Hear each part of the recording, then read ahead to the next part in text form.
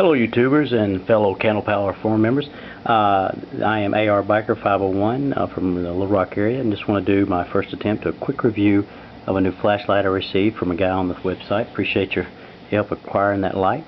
It is a Surefire 6P, and up until this point I've experienced a little bit less expensive and inferior quality lights. This is a Surefire, and all I have to say, I've used this light for 6 months to a year, and with a Cree drop in, it served me fairly well. I can't be that disappointed in it. And it's also, as far as functional needs and for my needs, not being any tactical use, just to look in the backyard for a wild dog in the yard, or to quite a bit I use flashlights to mount on my bike. And there's some dedicated bike lights at your local bike shop. Most of them I found didn't quite have the light as some of the more modded lights, as well as the flexibility and nor the fun of just piddling with lights. And that was last reason is probably the most honest. But for that, if I was in a tactical role or a police officer or something like that, I'm sure some of my opinion would be skewed in a different angle. But I'm just going to give you a layman's perspective, or everyday guy's use of lights. Given that, this was, I believe it was around $50. Brand new in the package, and it included the stock lamp, which was called a P60 lamp. Surefire estimates it to be a 60 lumen lamp. I actually like the yellow light. So much is made to be about LEDs, you almost forget the forget the benefits of a yellow incandescent light. I enjoyed it. It's a difference. The one key thing I want to point out to you as far as regarding Surefires is, if you'll notice on the lamp, it states 6 volts. So for this lamp, and my needs and my ability to obtain batteries, it is using Panasonic CR13As. These are primary cells, which are non-rechargeable disposables. That's a disadvantage to me because these are fairly expensive and vary from price and how you obtain them and how many you get from China. I would use an American or Japanese quality cell. I would not probably get a low-cost China cell, but for my use, that works. Now, although I'm sure more people know a lot more about this than me, that the Surefire lamp is probably extremely durable and has good long run times, since that it is tied to these CA13 cells, or CR123 cells, that I just really not something I'm going to use much. I really pull that out of the light since I've had it. Now, two common batteries for flashlight guys that use them, especially in my case for the bike, where you may have a run usage of an hour, 30 minutes to an hour plus any given night and almost every day.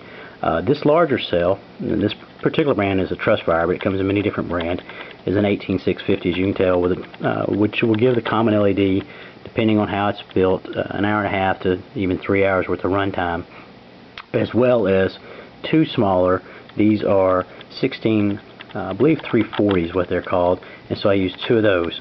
One key thing to know if you're buying a Surefire, own a Surefire, or just not very familiar with Surefires, is that 2 of these will blow this up. Look at my trash can. Anyhow, though, it's important to know about the Surefire 6P, that is the only disadvantage that I'm aware of, is that it will not allow you to use the larger cell. You're limited only to the 2 primary cell size, or these. There's also some additional cells, I believe it's called a 17670, which will fit in there, but it's not as common as these 2 formats. Given that, we'll go over some of the components in my experience dealing with this. Now, this is one, as we move forward, one major advantage of any Surefire product, which you guys probably know much better than me, is the availability of aftermarket options. This was not a Surefire brand. I'm sure it's made for Surefire, but it's an aftermarket brand lanyard holder, and it fits right on simply. So this is a nice thing, that you can pick up less expensive options and still have the quality brand name of a Surefire, especially if your demands of the light, needs of the light, are not as critical as, like we mentioned earlier, police officers. So the tail cap, as you can see here, is very, very rugged, very durable.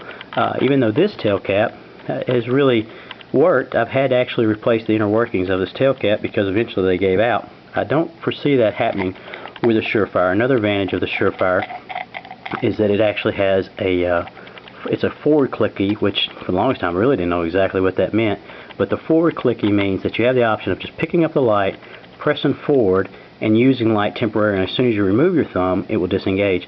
Also, it is a twist, so the light is very simple. You twist it to engage the light full time, and it's pretty bulletproof. Once that is done and you can drop it, do anything with it, it seems to continue to work. I like that feature of the tail cap. Another option of the tail cap is the nicer, newer Surefires are these grooves. For that mode, or if these grooves are engaged at current level, I can push the tail cap and engage a momentary forward click. I enjoy that feature, as well as once I've turned this completely around, and you can obviously tell by the spacing, but at that point there's no way this light works. That is something I really enjoy, the fact that I know that if I put my light in my pocket, this and that and the other, which is, this light's somewhat large to put in your pocket if you have a coat or something that's manageable, but I wouldn't personally consider it a pocket light for me. However, one thing I guess Surefire inspired many other aftermarket brands of flashlights, but the number one advantage, of course, are the drop-ins to me, is that you can use any type of drop-in aftermarket, and drop-ins typically have different drivers and can be modified to your needs or requirements. This particular driver is running a 1400 milliamp AMC 7135 board, which is really nice in my usage. One thing I really like about it, although I'm not saying kids try this at home, it should be able to accept up to 6 volts. These cells are fairly worn and very fatigued. If I was to use these cells, and this is not the best way to give you a demonstration, but you can tell it's quite dim regarding the P60 lamp. That's not a reflection necessarily of the P60 lamp. That is a reflection of the use of these cells. They're fairly worn. And even saying dim, when you're relative about it, that's plenty adequate light for most uses, even at this level in these cells' life. One nice thing about LEDs, and especially one that's digitally regulated like this, it's overdriven, so that's not what I would recommend for others. It will affect your life of the emitter by overheating and other things. On the bike, where I'm having some adequate cooling, so far so good, but I can't say that would be a permanent solution. But what's really nice is you can see pretty instantly the amount of light that it puts out as the camera adjusts. The main thing that's really nice about the regulated LED drop-in is that you'll notice that it provides basically almost full strength brightness to the life of the cells. These cells are, I would say, 3/4 the way done, and yet I'm still having the same, almost as new light coming from the LED. That's one of the simple features of the Surefire, as well as it is just really feels great. I'm not quite sure what it is. This was my first more expensive type light. As you can see, there's a little gap where this drop-in doesn't fit perfectly and completely flush as the P60 lamp. However, it does more than a good job of holding it in there. It's not that obtrusive. As you can see, it has a flat bezel. Most police officers and other people, I don't know who actually likes them, military maybe, but they have the jagged bezel for self-defense reasons. I don't like it. I don't want my flashlight to look like that. I just want a plain, simple flashlight, something I can get in and out of my pocket quite easily, and something that is functional. So I've really enjoyed this light. I don't have it up on the bike just yet. I haven't tried it out. I've got some of the longer run batteries coming, and once I do that, I'll give it some opportunity to maybe make another video. But this is my first attempt to a Surefire 6P review. And one thing, if you don't have, a lot of you guys watching this probably already have it, but just for someone that hasn't had this light, if it was just in its incandescent form, it gives you an idea of how bright that light actually is.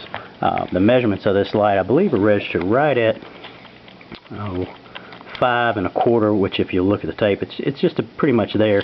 Not all that big when you compare this light to a mag light registering right at 10 inches, 4 or 5 times the weight. It's amazing.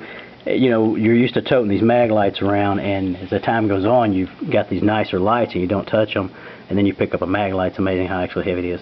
The other thing about the Surefire is that it's approximately, I can't quantify how much brighter it is than a 2-cell mag light, but dramatically more.